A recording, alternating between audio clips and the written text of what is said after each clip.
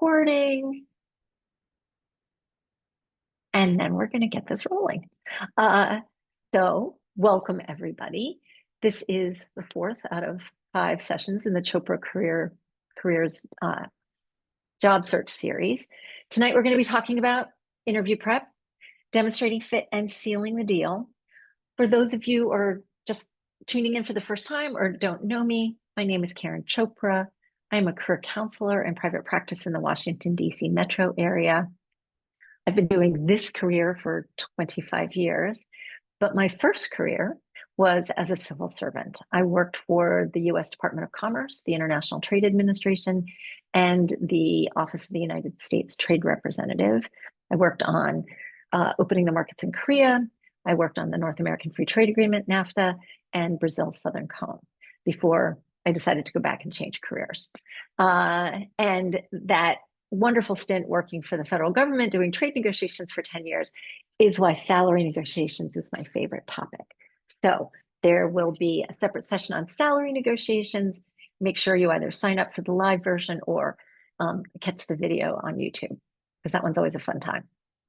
It's always fun to talk about more money, right? All right, so today's objective.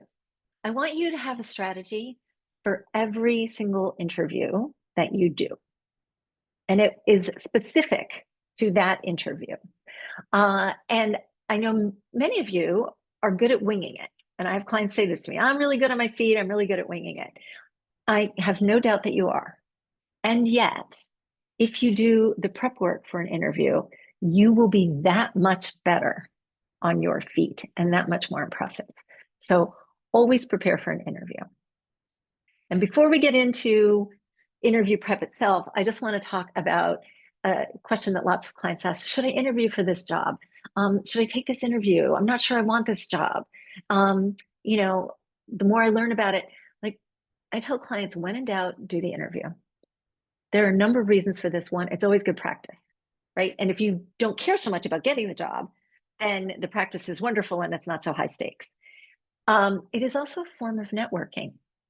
You may not want this job, but you may develop a relationship with the hiring manager or the human resources person, and they may call you back for a job that is a better fit for your skills once they've gotten to see you.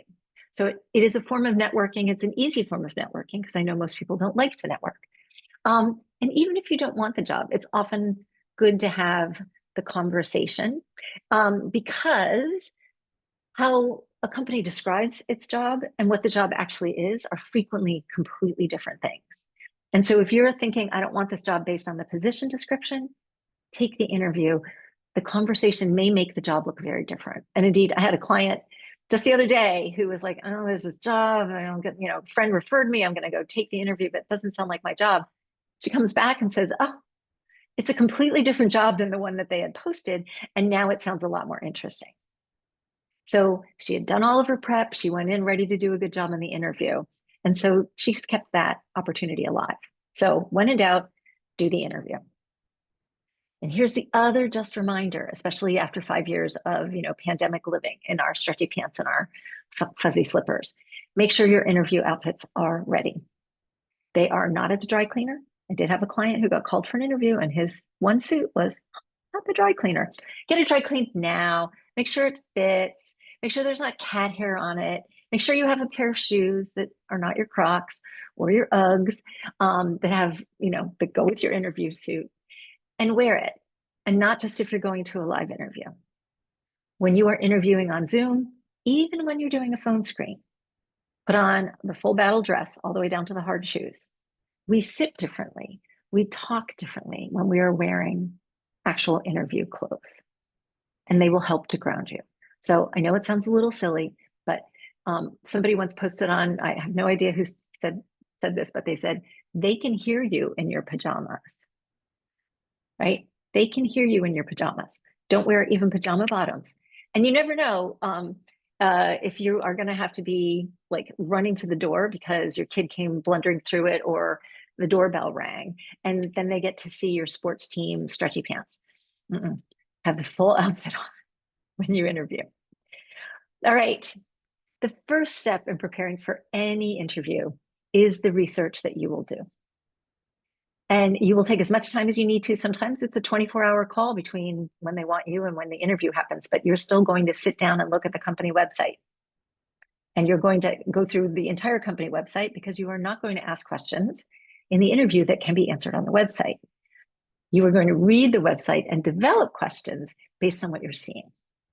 You are going to be Googling articles if the company is public, get their ticker symbol and Google the ticker symbol, because then you will get specialized financial reporting from Barron's and Forbes and other places that you might not get in a standard Google search. But you want to look at everything there is out there on the company. You want to research the people that you will be interviewing with. Again, do a Google search for them. They might have presented at a conference recently. They might have won an award recently. They might have had a lawsuit against them. Who knows? But you really want to do your due diligence and absolutely check out their LinkedIn. If you're anxious about showing up, looking at their LinkedIn, you can search in a private fashion so that they can't see who's looking at their profile. Please figure out where the interview is going to be, how long it's going to take you to get there. Like showing up late for an interview is always a bad look. So take the time to figure out exactly where it is. Where's the parking going to be? What's the walk going to look like? What floor is it on? What suite is it? Right? Don't assume there's going to be a directory in the building. There might be, but there might not be. And this goes for Zoom meetings too. Please do not be casting around looking for the link right before the meeting. Know exactly where that link is and know if you've gotten it. Some HR people don't follow through, right? And they didn't send the link. They sent it to everyone else, forgot to copy you. So make sure you have it. Make sure you know where that video meeting is happening. Make sure you know the time zone it is happening in. It's never a good look to be late for an interview, right? Something terrible needs to have happened, right? Like something that shut down the entire Beltway that gives you an excuse to not show up for an interview, or 15 inches of snow, something like this. So we're doing all of our research before the interview. The next thing we're going to do is figure out what your stance is for the interview. And when I say stance, you're not going to go into each interview in exactly the same way. Some interviews, you're going to be very excited. I really want this job. I'm convinced I want this job. There are going to be some that are sort of in the middle. Sounds interesting, but I need to know a little bit more before I'm willing to commit. And you are, and because you're going to take any interview that you get offered, almost any interview you get offered, you are going to have some roles where your stance is, I don't think this is the right fit for me. You're going to have to convince me, right? Sometimes a good colleague has recommended you, like my client was recommended by a colleague. She was going to do that interview, even if she wasn't 100% sure she wanted it. So there will be times when you don't have to be over the moon excited about a role because you know that your stance is, oh, you're going to have to convince me. And your stance determines the strategy of the interview itself. Obviously, if you want the position, you're going to be super excited and you're going to convey that. And, I'm really excited about this job. It feels like the perfect job for me. I feel like I've been preparing for this my entire career. I'm very excited about this, like repeat. If you aren't sure, then the strategy is going to be to ask more questions so that you can get some information. Tell me more. The position description mentioned this. Could you talk to me a little bit about that? And if you are all the way down on the, I need more, then you're going to ask very probing questions. You are going to be laying down markers that this is not necessarily a good fit. Because if you walk in thinking, I really don't want this job, but you give signals like, oh my gosh, this is the best thing since sliced bread, and they offer you the job, now you have to turn it down and they're, why? What went wrong? But if you interviewed in a way that demonstrated your skepticism, they aren't going to be surprised. They may be a little sad you're not taking the job, but they're not going to be completely taken by surprise that this is not the right job. You signaled that by the questions you asked in the interview, right? So determine your stance first. The goal of every interview that we do is to demonstrate fit for the organization, for the role, for the team, right? It is not actually to answer questions perfectly. That is an element of the goal, but the goal is to demonstrate fit. And so there are 3 ways to demonstrate fit. There are actually more than 3, but these are the 3 main ways. You are going to track the interviewer. You are going to stay with the interviewer through the entire interview process so that the interviewer has a sense that this was a true conversation, sort of a meeting of the minds. We'll talk more about that. You're going to finish your answers with a bow. Tie it up, wrap it up, and finish it with a bow. And you're going to ask really good questions because questions are actually more important even than answers in an interview. But when I say track the interviewer, what do I mean? You are going to keep your answers pretty short, 60 to 90 seconds. Right? And if you are one of those people who likes to talk long, that's fine. It's okay, right? We all belong somewhere on the spectrum. But if you know you tend to go on, practice by timing the answers that you give so that you start to feel what 60 to 90 seconds feels like. And the reason we want these short answers is because we want to make sure we are going where the interviewer wants us to go. If you take 15 minutes to answer a question, I promise you the interviewer knows the questions they want to ask and they're thinking, yeah, they're still talking. Okay, I've got these, they're still talking. You are not anywhere near where the interviewer is. You have lost the interview. Years ago, I had a client come in. I said, how did the interview go? And he said, I talked for an hour and a half. And I looked at him and said, please, please, please tell me that is not true, right? Because you, at an hour and a half, you've completely lost the interviewer. They know nothing about, you know nothing about where they are and whether you've answered their question.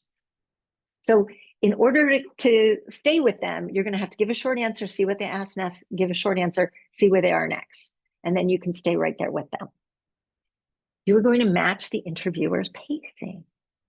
Okay, if the interviewer, and especially this is HR for those screening interviews, is giving you an indication that they're working through a list, they've got a pace going, do not take 5 minutes to answer their questions. Sort of match the pace. If they want more, they'll ask for more, but give them shorter answers so that you're matching the pace. Because if they're going like this, it means they've got a set of questions they need to get through in the 30 minutes they've allotted to you. If they don't get to all those questions, chances are good they're not going to extend the interview. They've got somebody else right after you for another 30 minutes. They're not going to know everything about you that they want to know. And so you fall down in the rankings.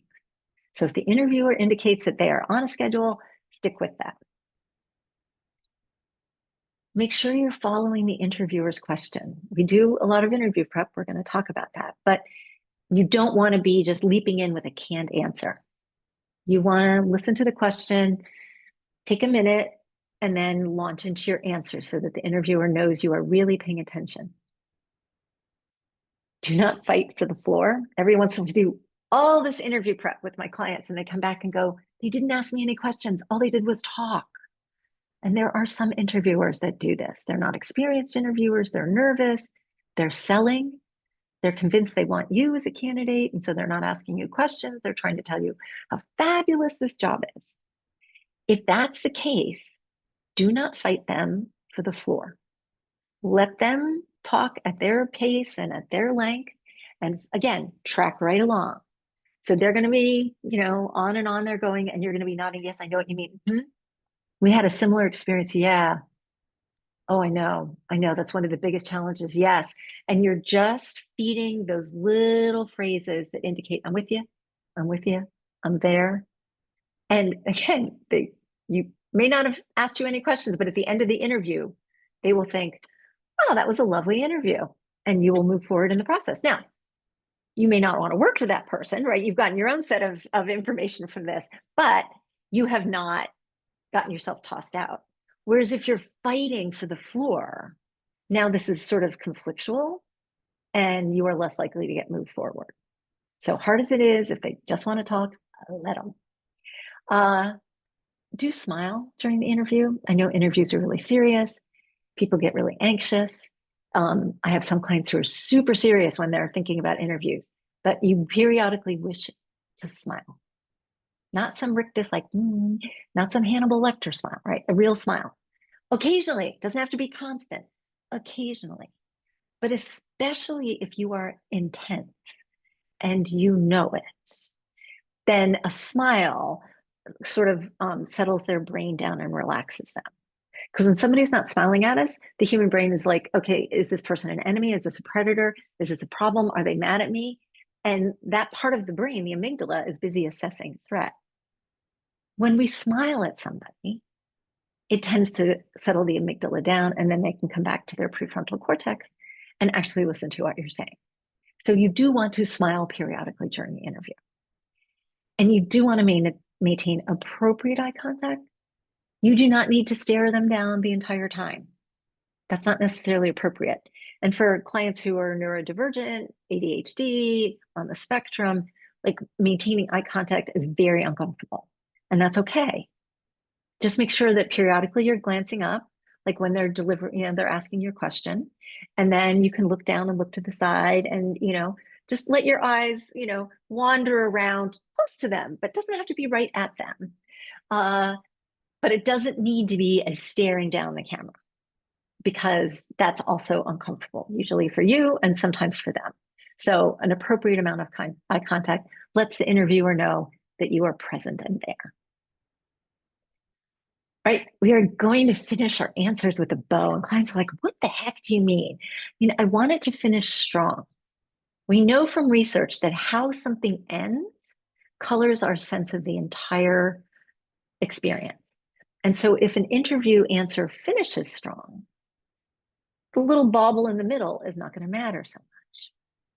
And the reason this is important is, once again, we are actually talking to the human brain, not so much to the conscious prefrontal cortex, but the way the human brain is wired. And we are wired for story.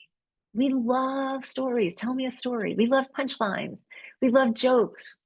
All those comedy specials are on Netflix. We love the punchline, right? And if we get that finish of the story, the end of the story, the punchline, we get a little hit of dopamine in our brain.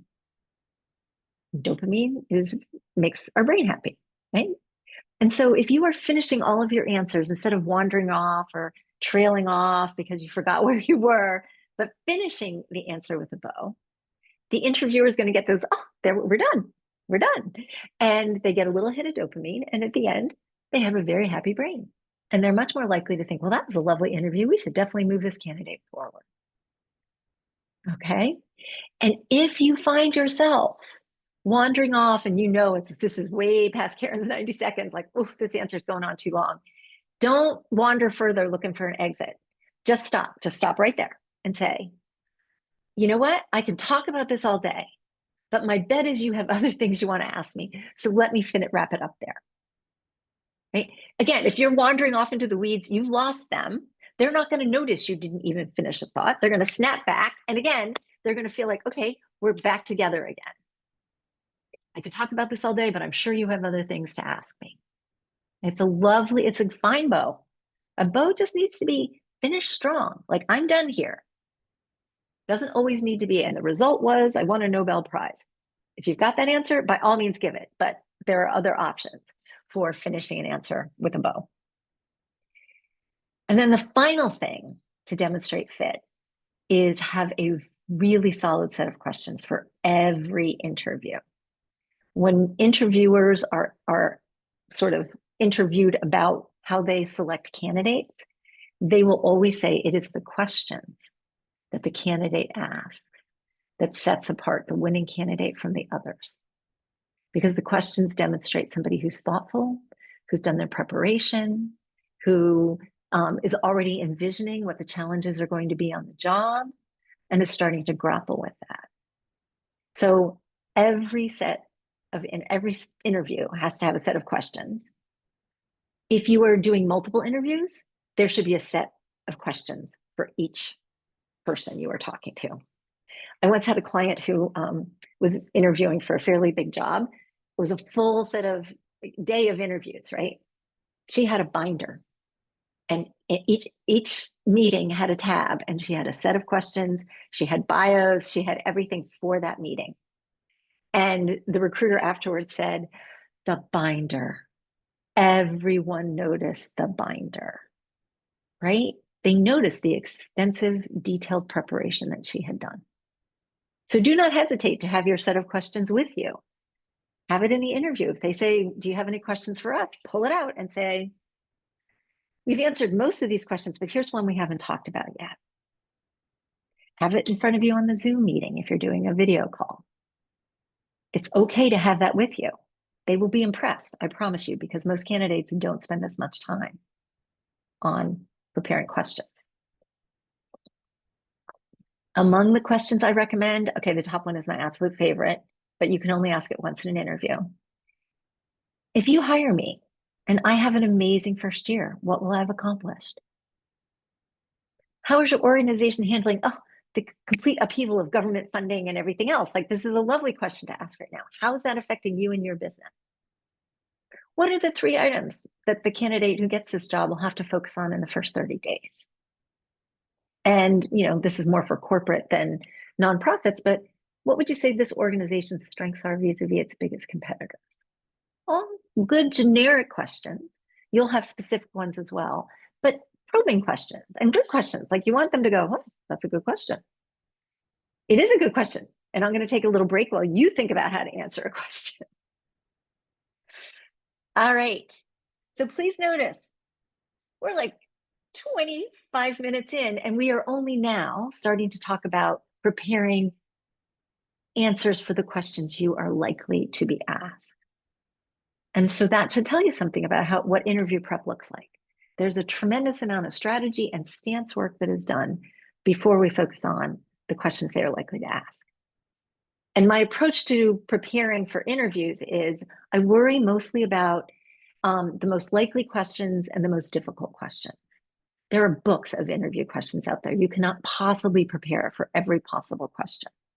But I want you to be prepared for the things that are likely to derail an interview, and think of that as your safety net. If I've got those set and ready, I can handle pretty much anything else. And that is largely true.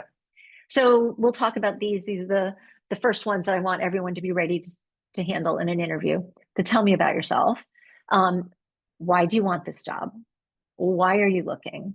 And where do you see yourself in 5 years? These are really standard interview questions, and you should be ready to answer those. Not just answer them, but really knock them out of the park. Because again, these you know about ahead of time. There are going to be others that are going to be a little more idiosyncratic, but these you can prepare for ahead of time. So the tell me about yourself, right, is their softball. Tell me about yourself, walk me through your background, walk me through your resume. They think they're just letting you warm up. Don't take this question so lightly. This one is you either set the interview on an excellent footing right now, or you're going to be scrambling to save it. So the tell me about yourself is not an invitation to begin with, I was born the youngest of 3 children in Peoria, and work your way up until the current job. You will have lost them long before you get to the good stuff. This is an opportunity, just like on your resume, to tell them all the good stuff about you in the first 90 seconds, right? What I've got here and what's in the handout is roughly an outline that you can speak to.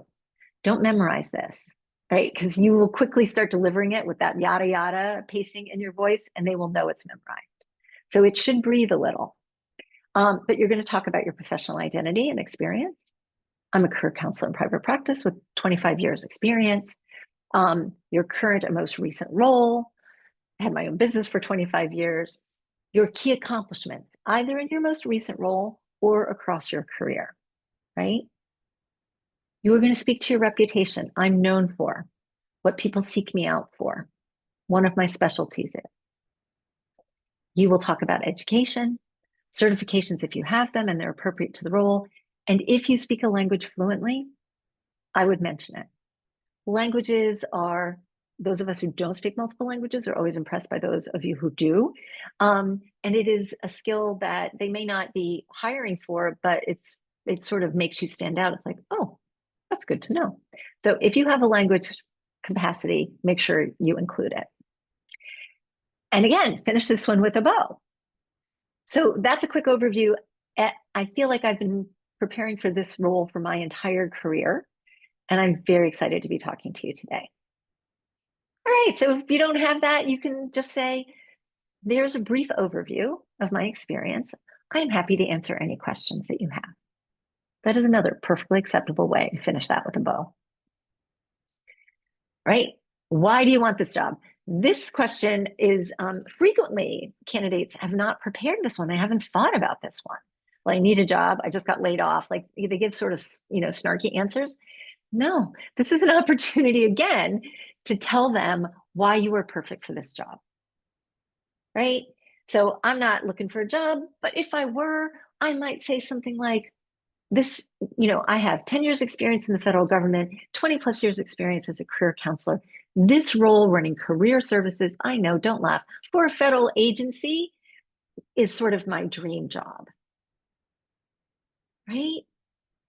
That's why I want this job, not because I need a paycheck, because I'm really excited about this. You want some enthusiasm conveyed with your answer, right? So think about why you want each job. The answer is likely to be different. And again, for some of those jobs where you're like, I'm just interviewing, so the company has always intrigued me, right? Find something about this. The company's always intrigued me. I've been watching this company for years and da, da, da, da, da. So you're praising them without saying, oh my God, best thing since sliced bread.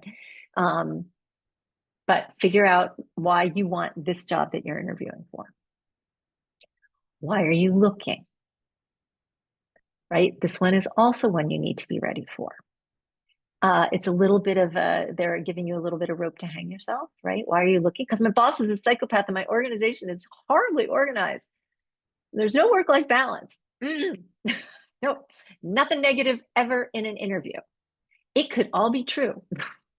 I've seen those kinds of organizations. I do not doubt you. But if you say that in an interview, they're going to think there's something wrong with you, not with the organization. So the why are you looking has to be, well, I wasn't looking, except this job opening popped up on my LinkedIn and it's like my dream job. So I felt like I had to apply. Right? That could be true. I'm looking because I've had 15 wonderful years at my organization. But there's no room for me to advance or grow. They've given me all the growth opportunities they can. They've been very supportive. And so for the next phase of my career, I'm going to have to explore what comes next. And this opportunity seems like a great one, right? Positive and you are not highlighting, I got fired, say that. You could say, well, I work for the federal government. And as you know, there have been layoffs at the federal government, but what I've been doing in my career is this, and this role is sort of a perfect private sector analog to that, right? However traumatic the layoffs have been, and all layoffs are traumatic, they are not your therapist, they are a potential employer. So we're going to stay positive for the answers. And where do you see yourself in 5 years? Everyone hates this question, but it's a great interview question, and I would expect to have it asked. Why is it such a great interview question? Well, because there's no right answer, right? So there's a bit of a subjectiveness to this. What is this person going to say about this? And it's a judgment question. Do you have enough judgment and emotional intelligence to give an answer that is appropriate to this role, this organization, this interviewer, right? It is not, for example, what somebody once said to me, I want your job. In 5 years, I want to be in your job. Somebody said that to me once when I was working for the government. And I thought, I really wasn't planning on going anywhere. And it didn't make me think, gosh, I want to hire this person. It made me think, why would I want to hire this person and constantly be waiting for the stab between my shoulder blades? So that's not a good answer in most places. Like, I want your job. It does need to show ambition and a growth mindset. It doesn't have to be a specific title. Like, in 5 years, I'm hoping to have developed the expertise to be the go-to person in my field. In 5 years, I hope to be in a more senior role in this organization, but still focused on X, Y, and Z, right? The answer needs to be in line with the job. So I hope to have won an Academy Award in 5 years, shows excellent ambition and fabulous growth mindset, but it is not aligned with the accounting role that you are interviewing with. And so that's not going to be the right answer.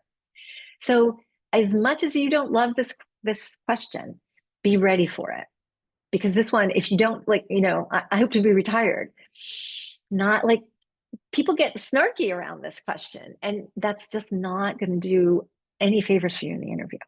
So think through what a positive growth type answer is for this question. And now we come to my favorites, the 4 horsemen of the interview apocalypse. Your greatest strength, your greatest weakness, your greatest success, and your greatest failure, or your greatest failure. They don't all usually ride through at the same time. That was not true. The 4 horsemen didn't ride through all at the same time, but at least one is likely to ride through your interview. And if any of them come through and you are not prepared for these questions, the interview is going to go badly. Right? So let's take them in turn. The most likely horseman you are going to see is, what is your greatest strength? Or what are your greatest strengths? What are your top 3 greatest strengths? What would you say sets you apart from your competitors? And again, I know you want to snark, like, how the hell should I know? I don't know who else is interviewing. They're giving you an opportunity to talk about your strengths. Go with that. So I encourage you to prepare a list of at least 5 to 7 strengths.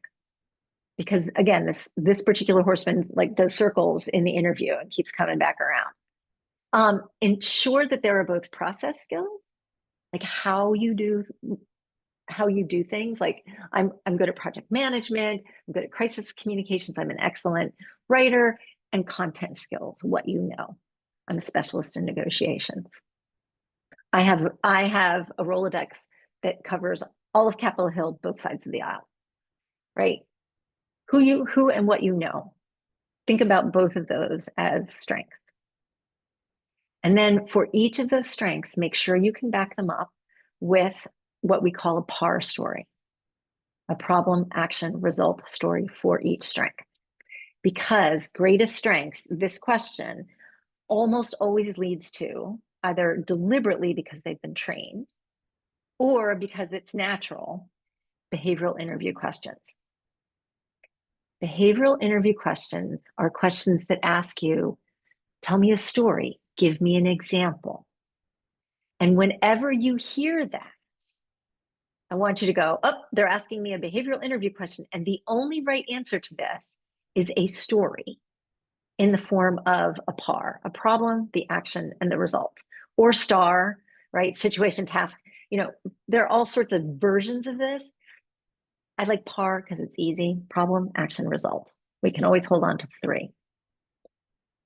Right? So don't, if they say, well, give me an example of handling a crisis. Well, the way I approach a crisis is that is not the answer, right? You are not tracking with them. They ask for a story, tell them a story. Again, there's a bow coming at the end of this. If you prepped it, there's a lovely bow coming at the end of this.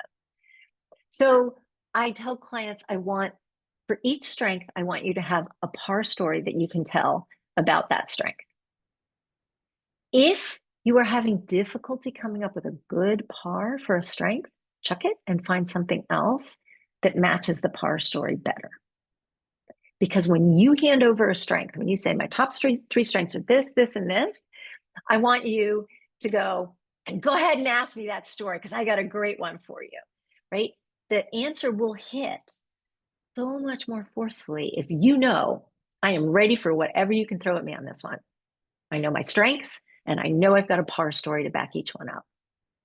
And then I encourage, have another 3 or 4 PAR stories because they may ask behavioral interviewing questions about things that aren't your strength.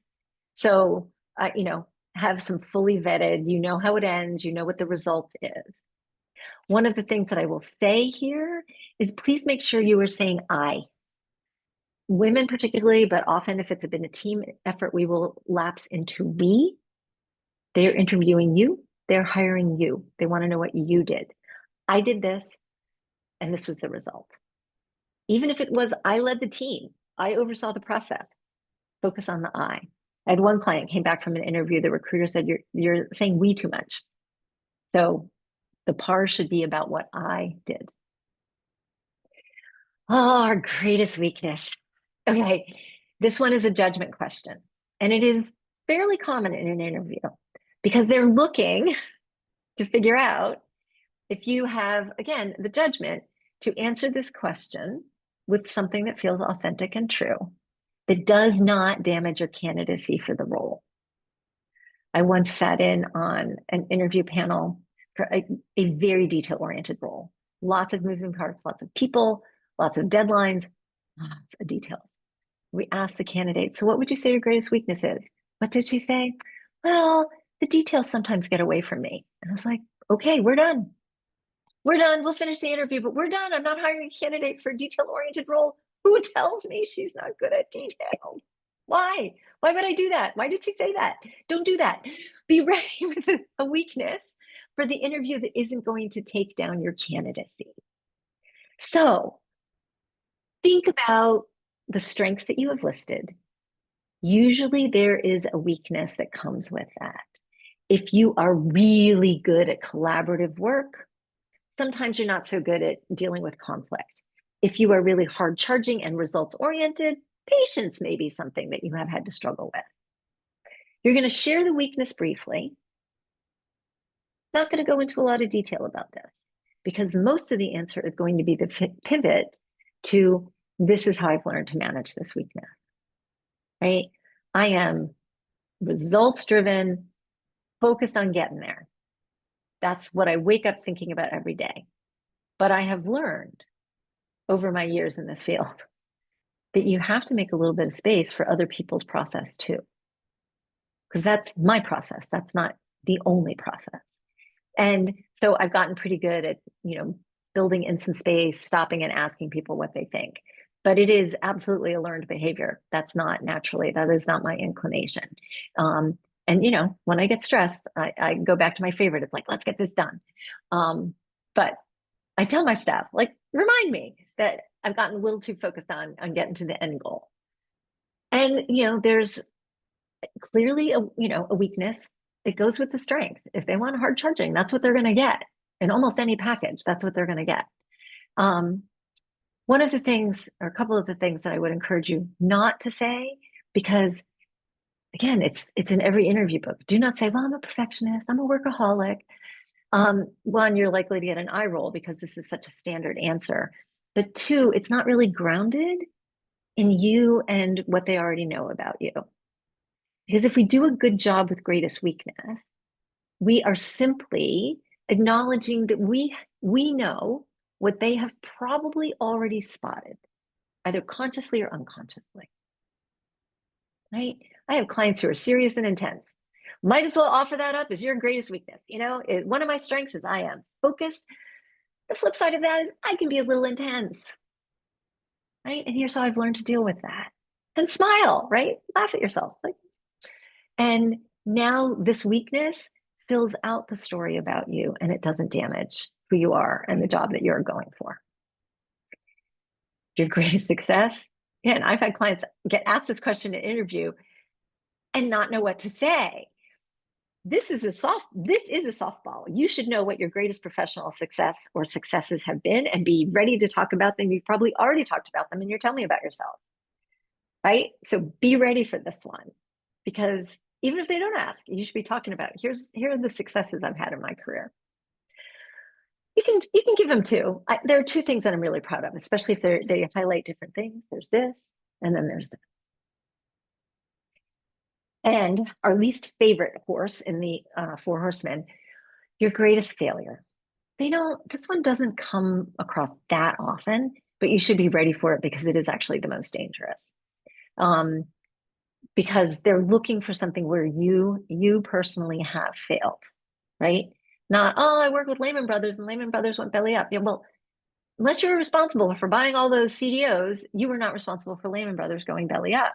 And now they're going to ask you, yeah, that was Lehman Brothers. We want something about where you failed. And now you're not ready. So it needs to be something that was either what you did or what you failed to do.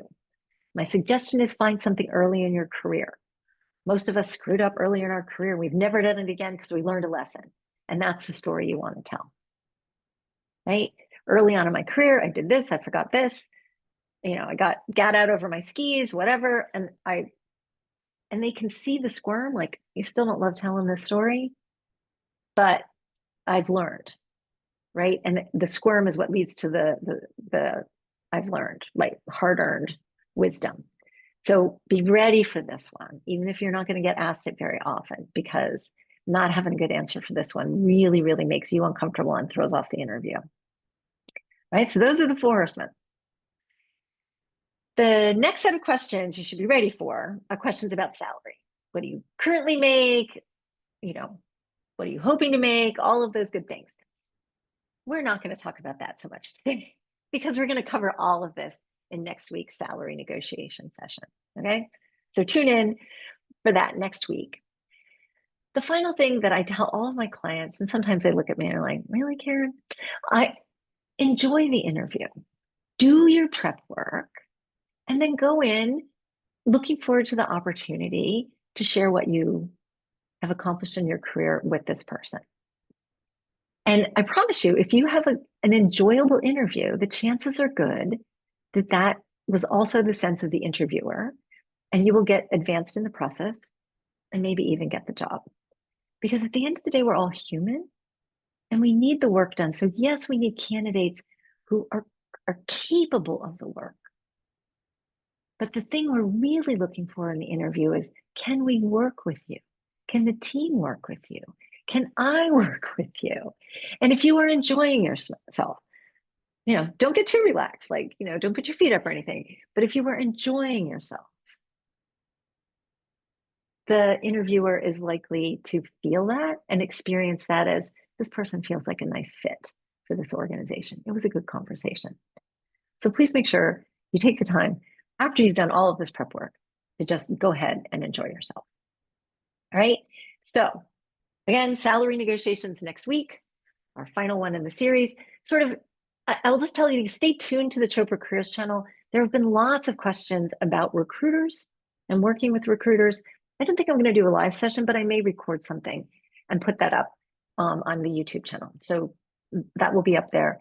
And then salary negotiations is next week, or it will be the last one on the YouTube channel if you're finding this on video. And with that, I'm going to stop the share. We'll stop the recording and we'll deal with questions.